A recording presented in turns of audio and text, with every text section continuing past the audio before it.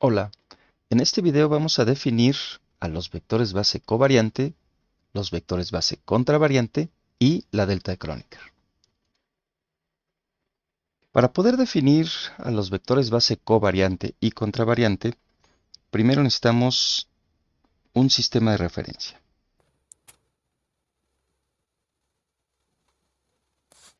Primero que nada, para poder definir un punto en el espacio, necesitamos tres variables independientes. Y esas variables independientes las vamos a asociar con el sistema de coordenadas. Y en este caso, nuestro sistema de coordenadas van a ser las variables independientes x superíndice 1, x superíndice 2 y x superíndice 3. Recordemos que cualquier elemento con superíndice lo vamos a referir como un elemento contravariante. Significa que tengo mis variables independientes contravariantes. Y con este sistema de referencia de las coordenadas curvilíneas, x superíndice y en general, tendríamos nosotros tres ejes, donde en una dirección medimos a la primera variable independiente, en otra dirección a la segunda variable independiente y finalmente la tercera variable independiente. Y con ello, para poder ubicar un punto en el espacio, mediante el vector de posición R, debo definir tres vectores en la dirección de cada uno de estos ejes de referencia. Mi primer vector, al cual voy a llamar como el vector base G subíndice 1, en el otro eje, en la otra dirección de mi segunda variable independiente, mi vector base G subíndice 2, y finalmente en el tercer eje de referencia, mi vector base G subíndice 3. Para hacer referencia a estos tres vectores base, lo puedo llamar como G subíndice I. Estos vectores son los vectores base covariante.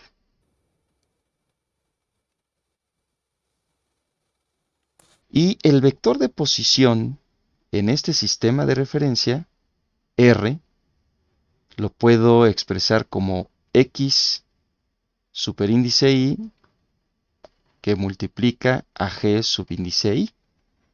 Ya conocemos el convenio de suma de Einstein, así que si yo lo desarrollo tendría la componente contravariante 1 por el vector base covariante 1 más la componente contravariante 2 por el vector base covariante 2 más la componente contravariante 3 por el vector base covariante.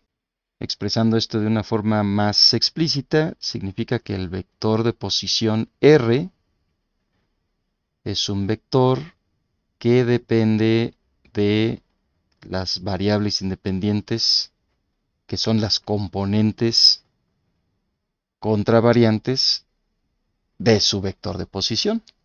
Entonces este es el vector de posición de mi sistema de referencia, es decir, de mi sistema de coordenadas, y podemos hacerlo más general, de las coordenadas curvilíneas. Si puedo representar al vector de posición referido a la base covariante de componentes contravariantes, significa que este mismo vector R lo puedo expresar como una combinación lineal referida a la otra base, es decir, componentes covariantes, y su base sería la base contravariante. Ahora vamos a definir matemáticamente cómo se obtienen los vectores base covariante y los vectores base contravariante.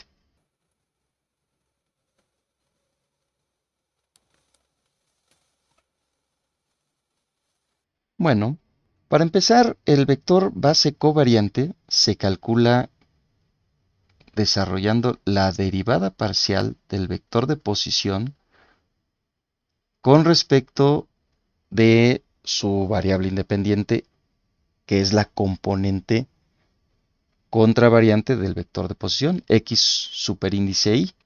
Y esta derivada me define al vector base covariante. Por otro lado, el gradiente de la componente contravariante del vector de posición me define al vector base contravariante. Tengo entonces el vector base covariante y por otro lado al vector base contravariante.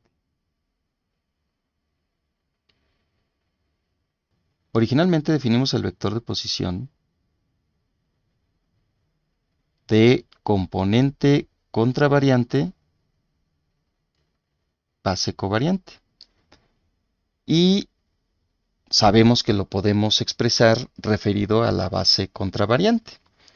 Eso significa que tendrá componente covariante base contravariante. Eso significa que la componente covariante depende de la componente contravariante. Bueno, a partir de aquí vamos a hacer lo siguiente.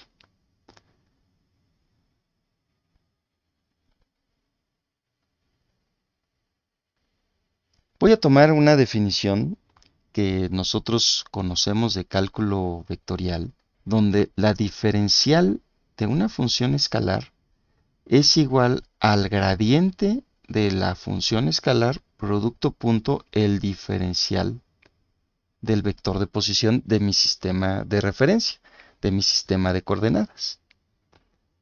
Eso significa que si nosotros planteamos la siguiente diferencial,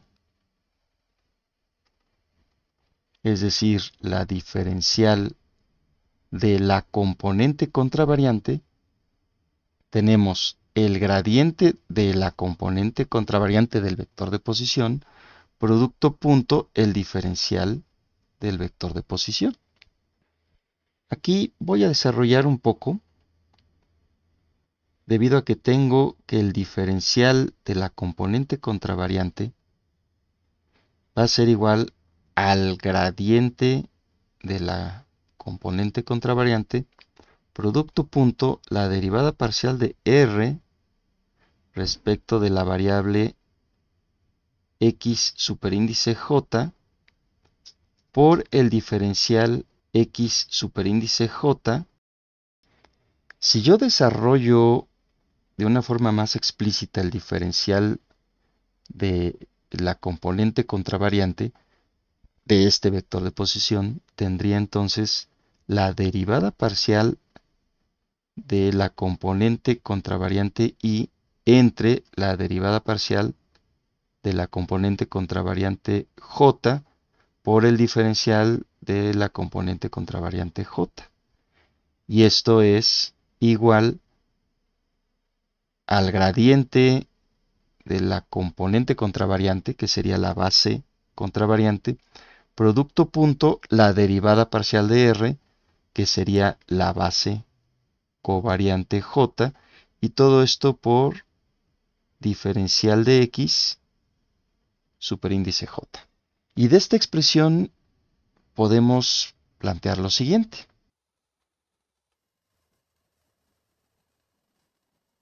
Es decir, tenemos la derivada de la componente contravariante xy con respecto de su componente contravariante, y en este caso j.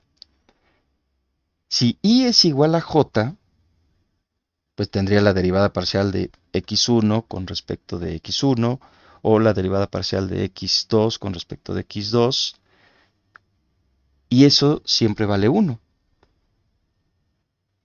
Si Y es diferente de j, es decir, la derivada parcial de x1 con respecto de x2, eso vale 0, porque la componente contravariante del vector de posición, es decir, las variables independientes de mi sistema de coordenadas, no dependen una de la otra, son variables independientes. Entonces, una derivada parcial de una de las variables independientes respecto a otras variables independientes siempre vale 0. Pero si yo derivo con respecto de ella, entonces eso vale 1. Y eso sucede cuando i es igual a j. Y vale 0 cuando i es diferente de j. Eso significa que la derivada parcial de xi respecto de xj diferencial de xj, que es igual a la base contravariante y producto punto la base covariante j diferencial de xj. Eso significa que esta derivada parcial es igual a este producto punto entre las bases covariante y contravariante. Es decir, el producto punto de la base contravariante y con la base covariante j es igual a la derivada parcial de la componente contravariante i respecto a la componente contravariante j. Y esto significa que vale 1 cuando i es igual a j y vale 0 cuando i es diferente de j. Es decir, la base contravariante es la base dual de la base covariante. Y la base covariante es la base dual de la base contravariante. Son bases ortogonales entre sí y cumplen justamente esta regla. Y con esta identidad, entonces ahora sí conviene agregar la definición de la delta de Kronecker. Y la delta de Kronecker la vamos a definir con el símbolo de la delta, superíndice i, subíndice j, y va a ser igual a 1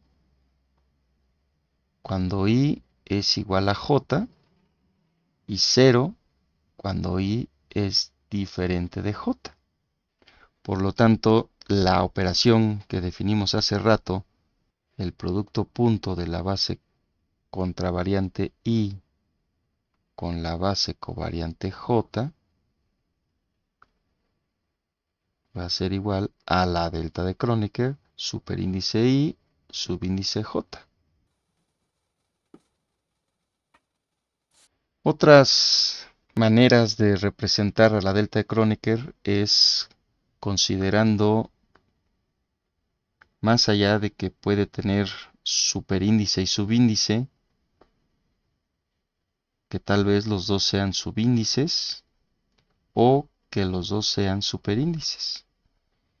Y tienen el mismo valor. Cuando i y j son iguales, vale 1. Cuando i y j son diferentes, vale 0. Una de las propiedades que tiene es la contracción de índice. Es decir, si yo tengo la delta de Kronecker mixta, en este caso, y la multiplico por un tensor covariante, subíndice i, esto se contrae de tal manera que me queda el tensor, en este caso, subíndice j. Si yo desarrollo este producto, tendría la delta de Kronecker 1j, la componente covariante 1, más la delta de Kronecker 2j, componente covariante 2, más la delta de Kronecker 3j, componente covariante 3. Es decir, la delta de Kronecker y j por la componente covariante i. Si j vale 1, Entonces delta 1, 1 por A1 más delta 2, 1, que vale 0, por A2, más delta 3, 2, que también vale 0, por A subíndice 3, y esto sería igual a la delta I1 a I. Significa que el resultado es la componente covariante del tensor A, subíndice 1. Si J vale 2, pasa exactamente lo mismo. Es decir, tendría delta 1, 2 por A1, que vale 0, más delta 2, 2, que vale 1 por A2, más delta 3, 2 por A3, y eso es 0. Y esto, por lo tanto, sería la delta de Kronecker y 2A subíndice I, y esto es A subíndice 2. Ahora, si J vale 3, tendría delta 1, 3, 0, más delta 2, 3, 0, más delta 3, 3, eso vale 1 por A3, A subíndice 3, que es igual a la delta I subíndice 3 por A subíndice I, y esto vale A subíndice 3. La componente covariante número 3 del tensor A. Esta es la manera en la que se contraen los índices cuando tenemos un tensor que multiplica a una delta de Kronecker y se repite algún índice.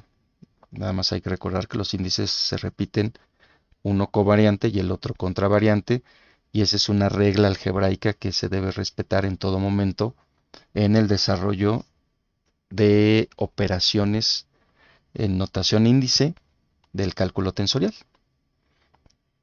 Y vamos a dejar hasta aquí este video para continuar con la definición de elementos de cálculo tensorial.